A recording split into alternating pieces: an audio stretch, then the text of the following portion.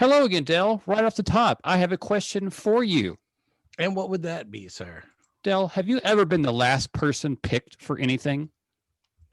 Well, okay, this is a little embarrassing, but I remember when I was somewhat younger that I was asked if I would be willing to co-host a podcast about TV pilots. Mm-hmm. And luckily no one else picked up the phone on Friday, late Friday, Saturday. And on Sunday, I was the first one to return the call. So I got the gig. Hey, so just like Harry T. Stone, you are perfectly set for Night Court. Night Court is the show that we watched this week for Pilot Pass. It is a show from the 80s, from the glory years of TV, would you say? I would say so, yes. It's this is hitting right where I was just getting old enough to really understand that television wasn't just moving shapes and real people inside a tiny box. I still think I that, certainly was raised on this. Maybe my 6th, 7th, 8th grade years. I remember before going into high school in the house we lived in right before I moved into high school. This was something I would watch literally every night, 5 nights of the week.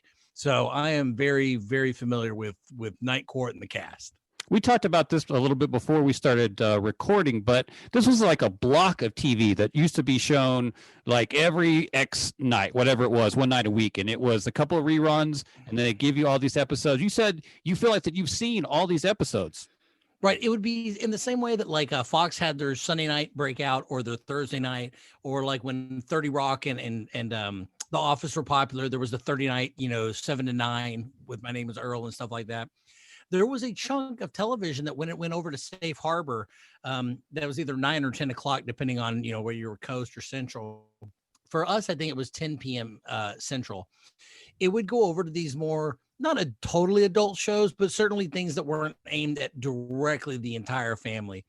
And so things that rolled in with that were things like Night Court, but even things like I Love Lucy, shows like that, where there was so much, they had been established for so long that they were in syndication for years already at this point. And so TV stations like NBC and ABC were just able to pick them up and block out the entire night from like 10 p.m. until 2 a.m. with the same order of shows every night. So I would tune in and watch, like, I think Munsters was earlier in the day, but essentially you would get the Munsters, the Addams Family, Night Court, Maybe was Wings something like that. Do I? Was Wings in there? Actually Wings at some point was in there. But it was just these things that had gone over, what was the other one? Northern Exposure was at this point as well. Classic. Star Trek always had an episode, the original series in there. So these are things that even they were geared more towards my parents. I was definitely catching a lot of, because even 5th and 6th and 7th grade, I wasn't going to bed until 1 o'clock in the morning, 2 o'clock in the morning. You hear that, parents?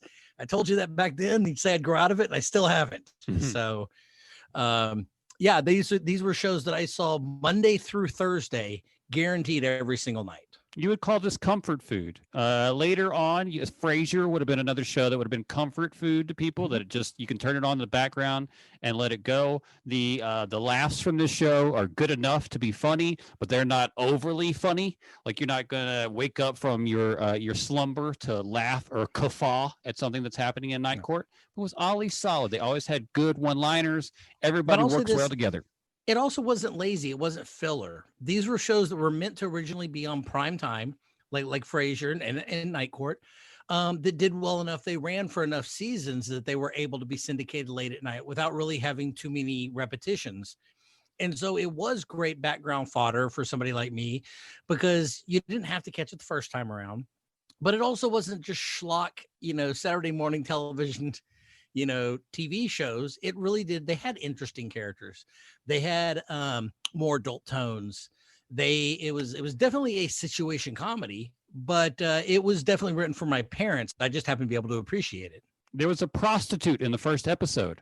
Yes. I mean, that's a little bit different bar for what kind of TV show you're making.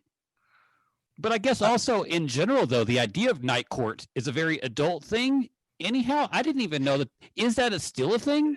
No, well, I will say this. The only time that I ever possibly might have been detained, there certainly was no judge at night coming by, even for the other people that I saw just hanging around in the department. But then again, we're talking a small town, a college town. So that would be different than, from what I hear, a large metropolitan area on an island on the East Coast. If I understand that. So obviously it takes place in Manhattan. So I would think, yeah, maybe there's enough crime in the 80s and early 90s that this would be a thing that you'd need a judge and a prosecutor and everybody at night to just get through the cases so your jail cells aren't being filled. You got to pay people out and get them on the books. Right. We've talked to General about Night Court and what the show is, but will you give the people kind of just a general overview of what's going on in the show? So Harold T. Stone is a very young judge. That's one of the main things that kind of stands out about the show, is that everyone else in the court is older than him. The bailiffs, the prosecutor, the defense attorney, some of the repeating offenders. Yep.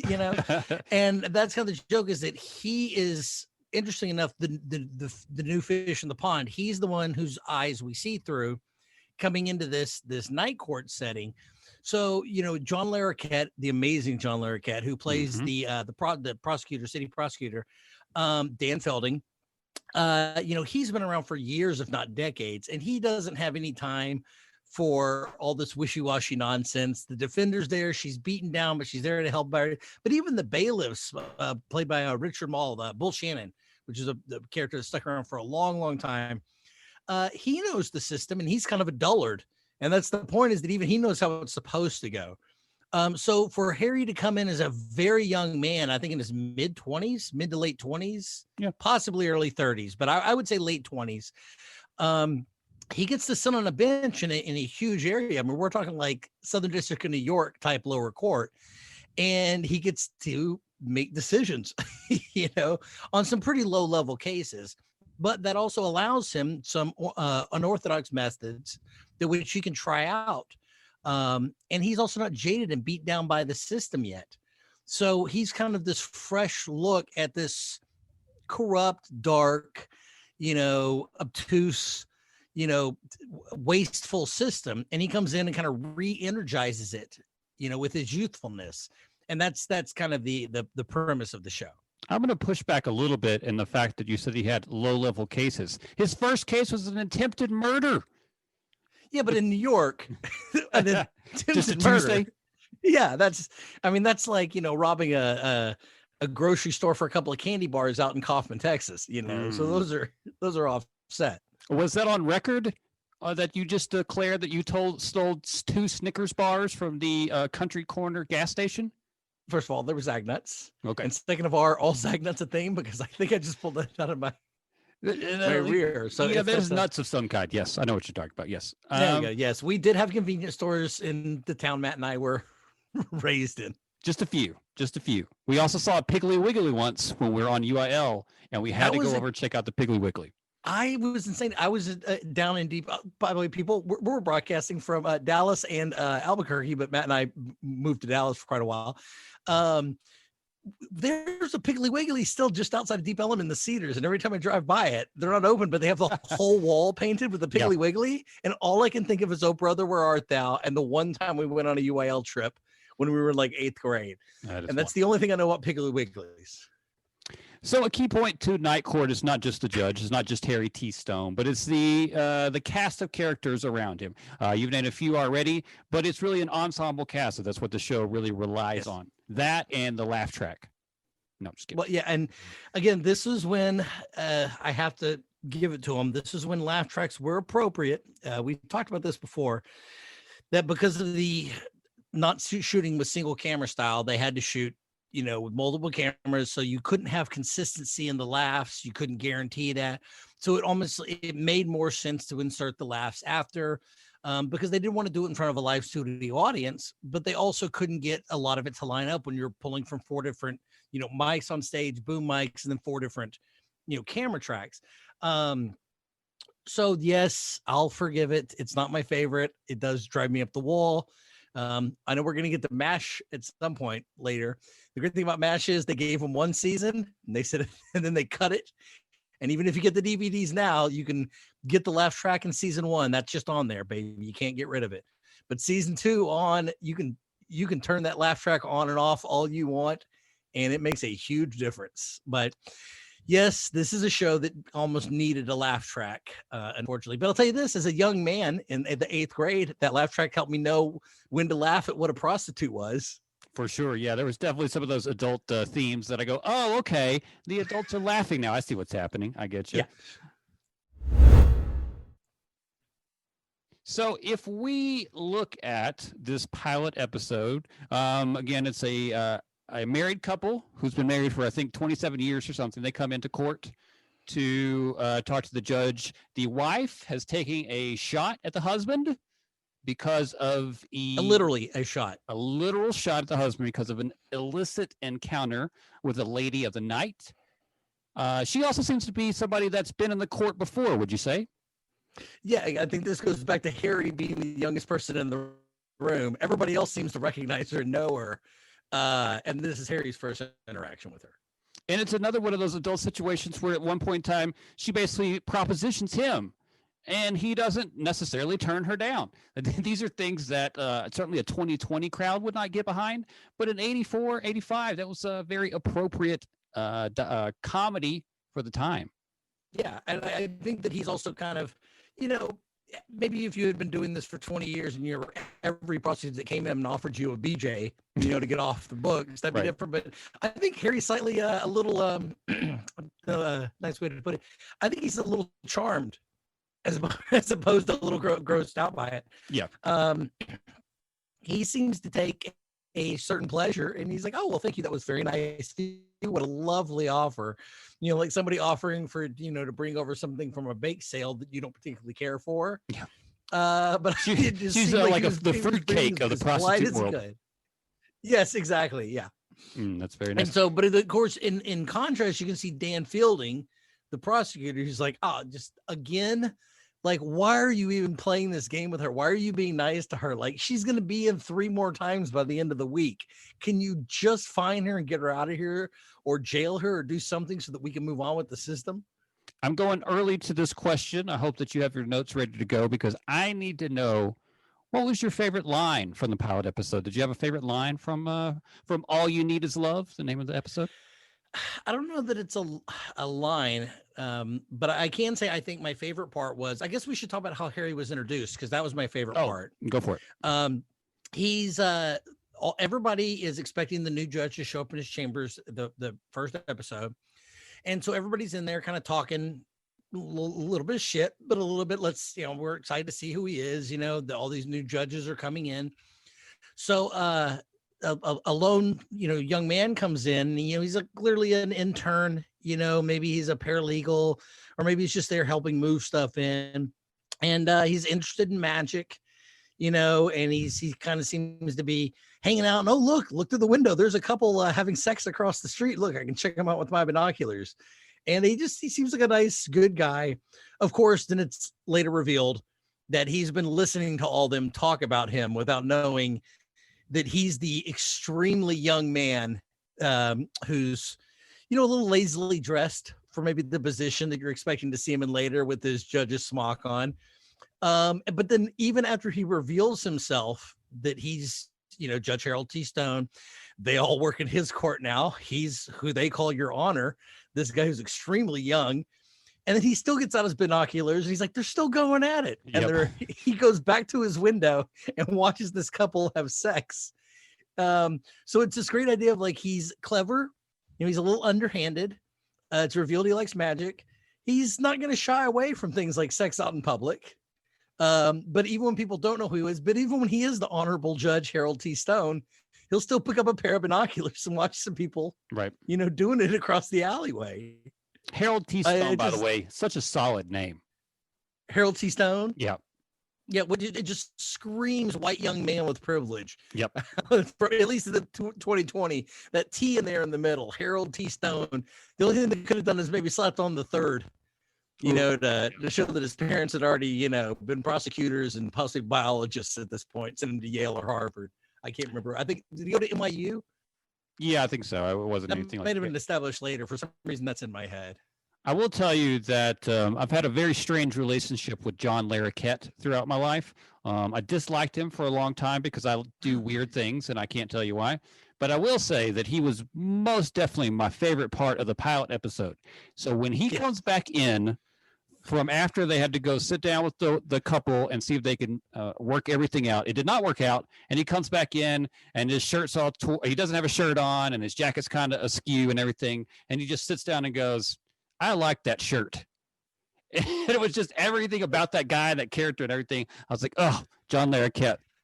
Perfect as always. I will say he was one of always my favorite parts of it. But again, I liked in the John Larroquette, I liked when they gave him his own show too, up until he got a girlfriend. Then I thought the show went downhill because who cares about a guy who finally has a girlfriend when you're watching a drunk try to deal with running an underground alleyway? Because then his life's looking up and I don't care anymore. But I will say that Larroquette played that character of Dan Fielding just scuzzy, sleazy. I mean, clearly he's been involved in some of the crimes that he's prosecuting other people for. I have no doubt he has hired a prostitute on many occasions. Probably I have no doubt that he has taken money or bribes. I have no doubt that he has done some of the more menial criminal acts from around the city, while yet condemning and shaming everyone else there. But he's also very materialistic. You know, like you're saying with the shirt. Yep. You know, he loves his briefcase. He loves his briefcase. That's established more than a few times throughout the run of the show. But you know what? He has such a comedic almost, this was pre-Kramer. So he was one of the few people that was also willing to play it very straight, very clean, very orthodox, but then would just be in shambles physically, you know, while still maintaining that serious composure of a prosecuting attorney. He would allow them to do crazy things to his wardrobe. There was an episode where a bomb went off very comedically, and I think they gave him like the blackface and the hair blown back cartoon style, the suit half blown off. And you're like, I mean, there's no better way to play a non-straight man than play him as a straight man who just can't get it right occasionally, you know. Mm-hmm. And Larroquette was able to do that way before Cosmos Kramer, you know, was established. For sure. And we can't get away from this without giving a little love to Bull Shannon. Now, I don't remember his specific lines, but there's this giant 6'4", bald-headed dude, terrifying looking guy, and he's working on his vocabulary. So there's like 4 instances where he says something ridiculous, but he throws like this super big important word in there, and every time they're like, what? What are you talking about? How do you know that word? And it just works so well every time he brings it up. And he stuck around throughout the series because there were other, later in the series, he was paired with another bailiff who was a sassy black woman, because that came to be a thing. But in this one, I think it's an old smoking crotchety white lady. But Shannon would go on to become like the standard bailiff, you know, in almost every episode.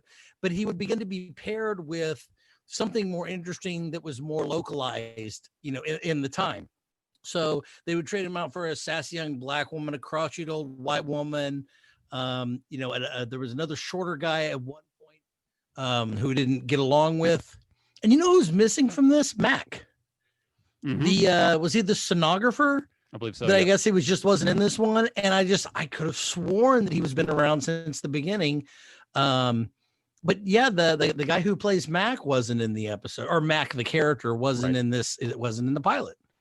And he was such a grounded character. He would be the opposite of Larroquette, where he would occasionally get in a snide comment, but he was always in his vest. He was always clean cut. He was always a very well-educated, you know, young black man who was very confident with himself.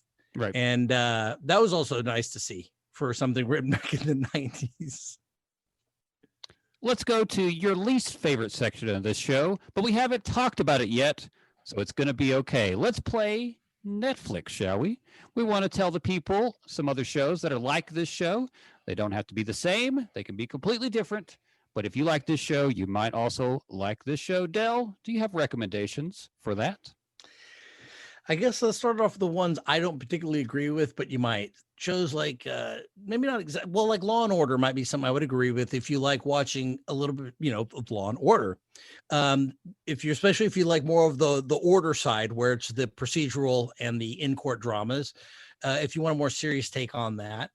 But if you do like the fun part, you might like stuff like the NCISs or the CISs or the ABCs or whatever those shows are. Fine. But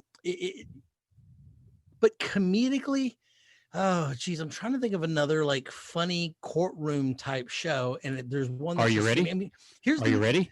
I I can was tell gonna say you one. Judge Judy, That's fine. because if you like courtroom antics and you're gonna have a judge is just in the middle of it all, you're really talking People's Court and Judge Judy. And this almost seemed like in the way Law and Order is ripped from the headlines.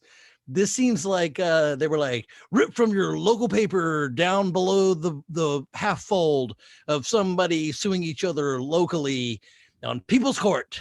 Let's dramatize that and Right. put a laugh track in. Now, we're not going to be friends anymore if you cannot answer this question correctly. No pressure. No pressure Okay. at all. Hey, I don't feel like I'm losing anything here. There's nothing on the line. Breckenmeyer, Mark Paul Gosselaar, attorneys together. Yes. Bangers and Mash. Good enough. Franklin and Bash. Franklin and Bash. That's what it is. The Bangers and Mash. Oh, the other one I couldn't think of. Boston Legal. Yes. That would have been the other one too. Okay. Yes. Boston Legal. Although it takes, obviously, you see the conservative and the liberal side of owning a partnership together as the attorneys. Well, this is the court. Yes, that would very much fit in. But Bangers and Mash would be a good one too. Yes. I'm all over that. Pour some gravy on that for me. I would also like to give you another one that's not necessarily like this, but I feel like it has the same humor, and that's Late Night with Dick Dietrich. Do you remember this show? No, Dick Dietrich. Who was that again? So it was a takeoff of the Jerry Springers and the other kind of shows at the time. So it was a talk show, and he hosted it. And hello, Kat, how are you? She's meowing off screen. So the people, our Patreons at home, you get to if you chime in right now, you give us some money. That was my cat, Zelda, Princess Zelda. Got to make some screen time. So there's a little plug for our Patreon. So Dick Dietrich hosts the show, and it's just like the most absurd, people like 2 times, 3 times what Jerry Springer has on, Dick Dietrich has on. So it was a late night show. I think it aired at like midnight or later, but the humor was the same as I feel like this was. And it always kind of, for whatever reason, I think of these two things together. Interesting. Another one is John Hodgman. He has a podcast. So again, fellow podcaster on the same tier. I gotta assume that he sees us as equals here. John, how you doing out there? Feel free to come on the show and guest anytime. He is one where he plays a judge where people call him with their issues and he will just judge them. But sometimes he tries really hard, and other times it's just an arbitrary reason that he doesn't like that person's tie and he thinks they're a little sassy. So the other person wins, even though the other person has a better argument. And then other times he's very deadly serious and will pull out some serious philosophy on you on how he gets to these ethical dilemmas.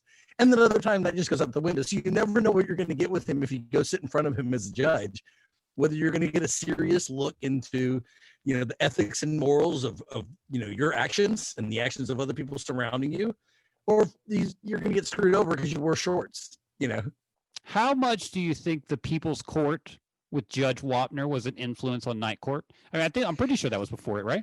Yeah. It had to be.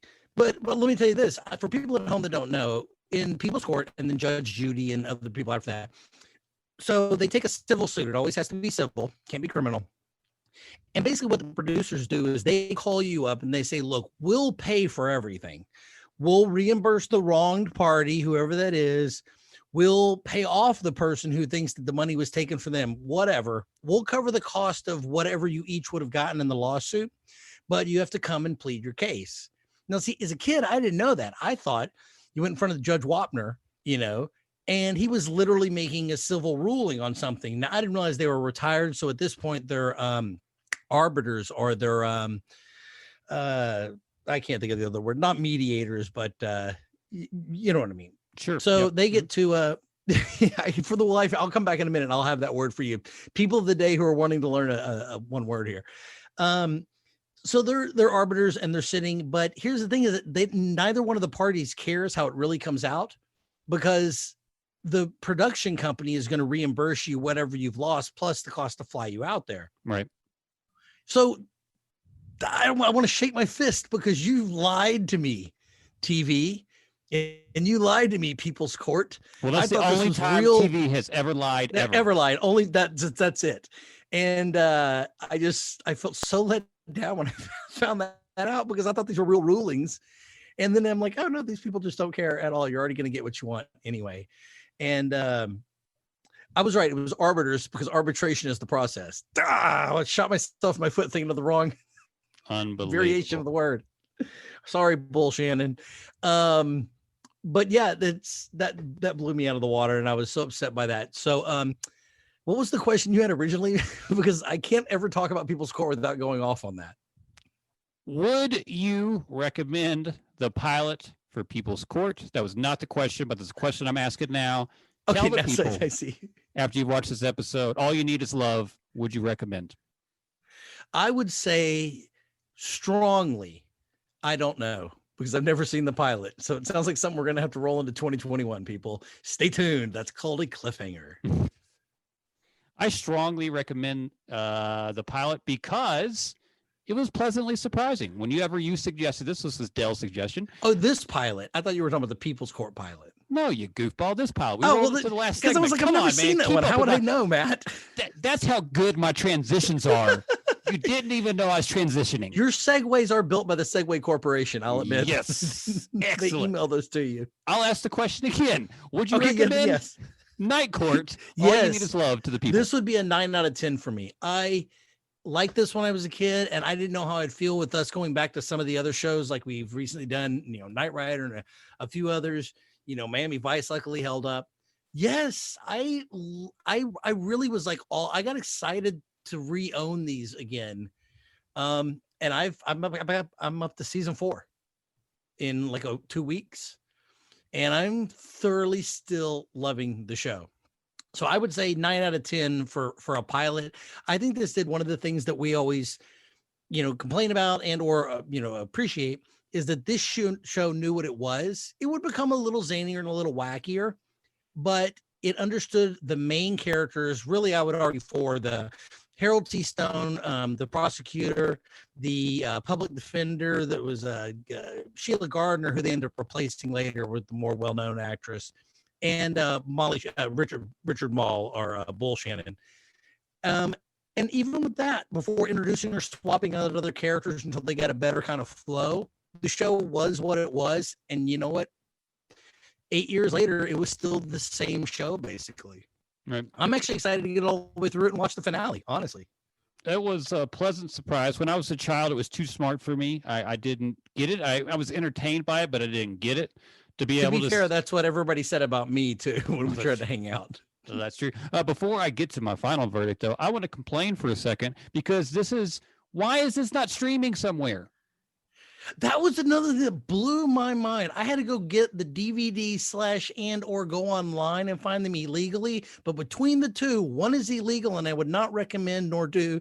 The other is very legal and just down the street by a couple of blocks. So I did one of those, and how is this not on Amazon? How is this not on Netflix? Yeah, who owns the rights to this? That really, I think it's NBC. How is this not on Peacock then? What? I agree. This is crazy. Crazy. That being said, there's well over like 150 episodes too. So that's easily into syndication by 5 or 6 years, It's insane. That being said, I would say if you're a legally abiding citizen, go pay 99 cents on Amazon to watch the pilot. It's worth 99 cents. I really enjoyed it. I'm glad that you is recommended definitely this. worth it for just the pilot, $1. Yeah. Yeah. I'm glad you recommended this. I would not have watched it otherwise. I kind of dragged my feet on it a little bit because I didn't want to pay $1 because I'm cheap. And I didn't pay $1 because I found it somewhere else. That's beside the point. What I'm saying is, you people need to spend $1. Good call, Del. You did a good job. That's what we're both saying. Yes. You go spend your own money and then give $1 to us. $1 to Night Court, $1 to us. Well, here's how I feel. Watch a Night Court. If you liked it and it was worth $1, consider donating to our Patreon page at least $1. There you go. They find that at patreon.com/pilotpass, I believe, or you can just search on Patreon for that. Where else can you find out information about us, Del? We do have a Facebook page, which is, I think it's just facebook.com/pilotpass, but you can just search it. We are on the YouTubes now. We don't have enough subscribers yet to have our own URL, but search Pilot Pass, pull in a Bazana, or Pilot Pass. Even Miami Vice was one of our more popular ones recently, or Tiger King. Get on there. And here's the thing is like and subscribe, even if it's just a static video for the audio channels. If that's the only way you can listen to podcasts, that helps. On all your podcast apps, just search Pilot Pass. Pulls up right at the top of the list. Like and subscribe, and especially if you can comment that for whatever this magical algorithm is out in the world, it really likes when you comment. Besides just giving a thumbs up, thumbs down, or a rating. So make sure you do that if you really want to help us out. Obviously, visit our Patreon page, and I believe we have an Instagram for Pilot Pass, and we have a Twitter, which is Pilot Pass 1. Yep, because somebody boobed up and messed up the first one. We won't point any fingers, but you can probably point them at me. And people on Patreon, they can see the video right now. That's for the buck right there for a cat and Matt being called out. Yeah, visually. Yeah. And then you see all the things that you can see behind Dell in his room. And I'm very yellow today. I had to turn on the other light today because we're at nighttime right now. So I had to turn on additional lights so I don't look like a vampire. Yeah. Well, luckily we have so few Twitter follows. Maybe we'll just rename it. Find another one or relabel it, but we'll be out there. But mainly it's Instagram. YouTube is a big thing that helps us out, and Patreon is a big thing that helps out. Del, we've reached the end of the episode, which means only one thing. I need a terrible joke from you, and I need it now. Oh, by the way, before you do, I'll re-listen to the joke that our guest told on our Knight Rider episode recently. Okay, Matt doesn't get to tell any jokes anymore. That's all I'm saying. Anyways, now you tell a joke. Go. Okay. Well, since we're at the end of the Night Court episode, automatically that means we're rolling over to the episode of I Love Lucy.